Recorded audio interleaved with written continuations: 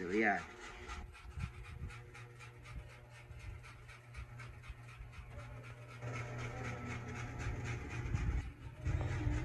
So ganun lang kadali mag installation. Guys, bubuksan na natin yung LED. Installation at unboxing. Ito bro, ayun.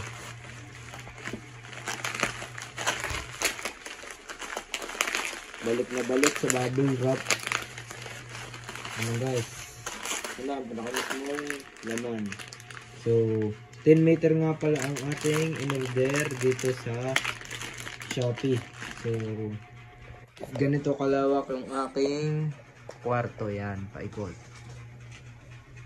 10 meter daw siya, sabi ng pinsan ko. So, yung kanya kasi is ganyan din. Kaya, ganyan din yung aking in-order dito siya. So, buksan na natin to.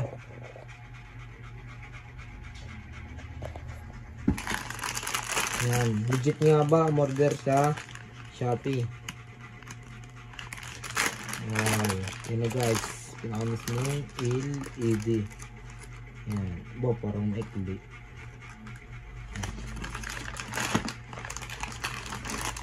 Yan, may kasama yung ganito. Tapos ito is yan, tanggalin, pag natanggal connect nyo lang uli. Hindi nahugot. So nakarekta na guys yan. Pag natanggal lang yan. Ito ang remote. So pag may gusto nyong ilipat ang ang kulay, so pindutin nyo lang to kahit alin ditong kulay gusto niyo. Dito nyo lang itatapat. So pag ganyan lang. So yan guys, kabit na natin. So yan guys, yan. Natanggal na natin. Ganito lang pagkakabit. So so dito natin to kakabit sa may gilid. Yan, di yan pataas, papuntang dito, tapos dito, baba dito sa may bakal, then dito kasi yung ating saksakan yun. Yan. So kabit na natin. Ito yung pinakamismong tatanggalin itong kulay puti para pumatchi itong pinakamismong LED. So mapatchi naman siya, legit ang ating order. So tingnan natin kung gagana to mamaya.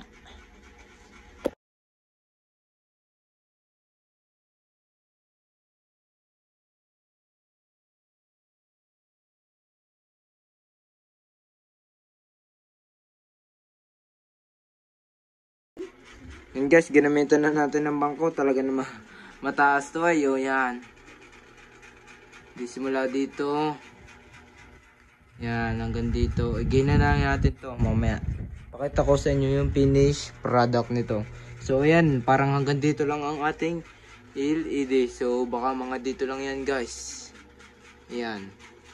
So okay na naman kahit hindi na dito. Basta sakop to. Yan, paikot. So wala pating na-order na yung talagang mahaba na paparitong na LED do sa in-orderan ko, hanggang 10 meter lamang. So yan guys, kabit na natin.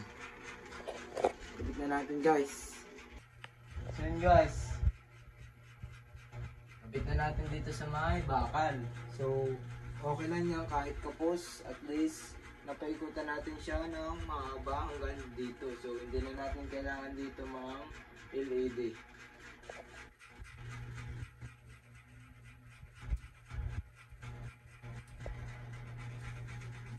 Yan guys, mahaba pa pala to. Yan na. Hanggang dito na lang ang ating LED. Yan guys, yung finished product o yan. Hanggang dito. Yan, kaya naliko ko to ng maayos is nilagyan ko to ng tape. So basta pag kayo magaganyan is wag yung malakas ang hila, at possible na maputol ang LED. So kabit na muna natin yun. Yan guys, turuan ko na kayo kung paano ikabit to. Yan, is meron pa ako ditong LED na isa. Ito kasi is naputol. Gawa ng napalakas nga ang aking higit. So, dito ko na lang nilagay sa aking ano nga to?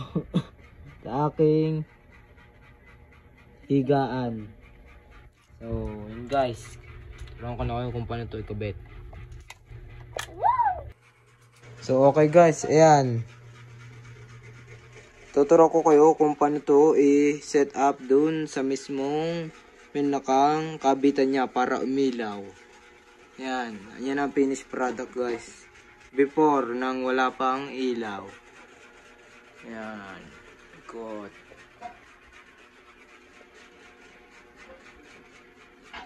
And then, hanggang dun siya. Hindi na natin kailangan dito kasi ayos na yan. Basta, hanggang kalahati lang siya. Malapit na kasi, oh. Ayan, oh. Okay lang yan kahit, ano. Pero pwede pa naman pala to, diretso dito, o paroon. Kaso, yung saksakan nito is, hindi masasaksak dito. Sa may saksakan. So yun guys, ganito lang is ito, alisin muna natin to para humaba siya. So yan, natanggal na. Then itong saksakan niya is dito. Tapos ito is dito guys. So paano nga ba isuksok ito dun sa isang nakakonect sa LED para siya ay umilaw. So yun guys, ganito lang kadali. Tapos ito, kumpara sa naman to is pang dito sa panlipat ng kulay ng ilaw. Kapag gusto nyo is blue. So, binto na yung itong blue. Tapos, kapag gusto naman ay green is itong green. Tapat nyo lang lagi kapag kayo ay maglilipat ng ilaw. Ng kulay ng ilaw. So, yun guys, kabit na natin to. Yan. So, suksok nyo lang to. Ito ay sensitive. Dahan-dahan lang. Huwag din bigla. Ayan.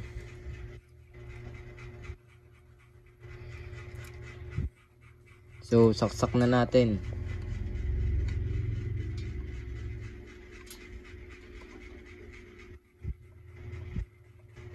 Mamaya guys, pakita ko muna sa inyo yung before. So yan guys, yung pinakang before. Yan, may ilaw pa tayo. Yan, LED.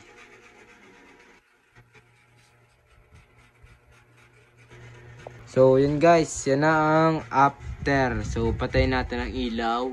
Then ibahin natin yung kulay. Tuturuan ko kayo kung paano mag-iba ng kulay sa LED gamit ang remote. So patayin na natin ang ilaw para makita na natin ang magandang LED sa loob ng ating kwarto.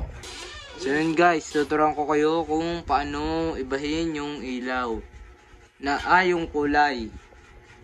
So ayan.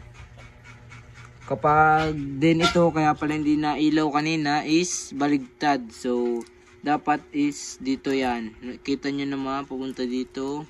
Dapat yan ay diretso. Tas dito diretso din to. Yan guys, diretso parehas. Sabi nakasaksak. Then itong isa nating LED. So pakita ko sa inyo mamaya yung pinakang buo. Yan. So ibahin na natin ang kulay guys. So ganito lang ang pag-iiba ng kulay niyan. Remote. Kung anong kulay. Pwedeng blue. Red. So ano muna natin guys. Yan. Kulay red siya na may green. Wow, parang Pasko.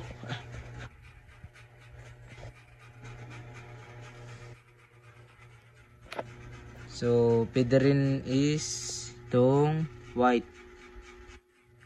Hindi, white nga to guys. Yan. May white siya, may pag-itan.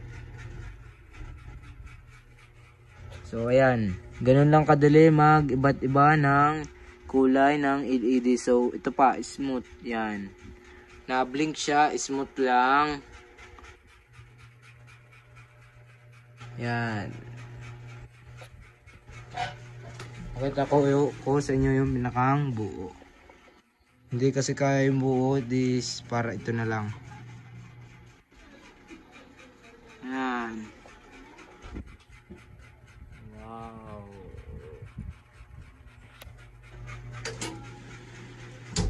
So, ibahin na natin ang kulay. Yung isa lang ang kulay. So, paano ba to? Yan. Yan. Ito pala is pipindutin nyo ito.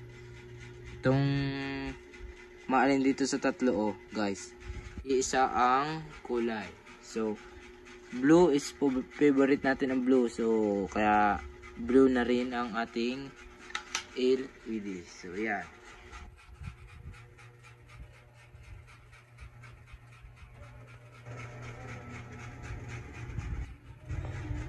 So, ganun lang kadali mag-installation ng LED at ng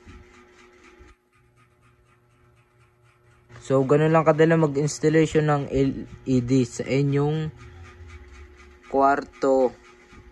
So, pwede itong testing natin itong flash. Yan. Pag flash is mabilis siya. Kaya nga flash.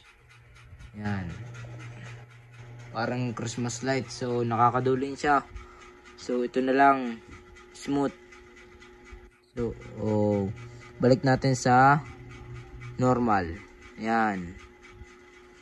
Nadidetektin ito natin isang LED sa ilalim. Kaya, nagiging kulay green din. So, gawin natin blue.